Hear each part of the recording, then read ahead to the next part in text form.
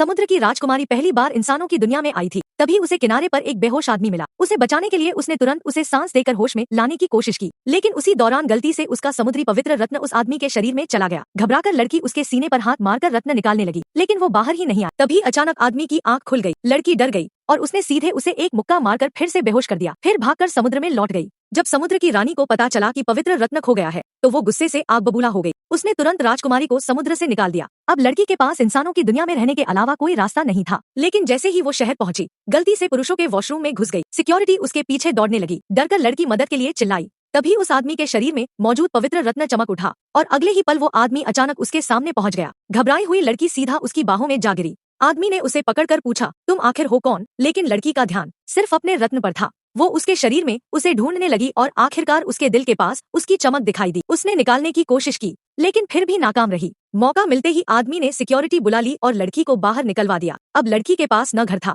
न रहने की जगह। तभी सड़क पर उसकी मुलाकात एक बूढ़े समुद्री कछुए से हुई। उसने बताया कि पवित्र रत्न अब उस आदमी के शरीर का हिस्सा बन चुका है और उसे वापस पाने का सिर्फ एक ही तरीका है, उस आदमी को उससे प्यार करना होगा। लेकिन लड़की ने बात गलत समझ ली। उसे लगा कि अगर वो रोएगी तो आदमी खुद उसके पास आ जाएगा, इसलिए उसने प्याज और तीखी सरसों खाकर खुद को रुलाने की कोशिश की। दूसरी तरफ वो आदमी भी बिना वजह अचानक रोने लगा, लेकिन जादू फिर भी काम नहीं किया।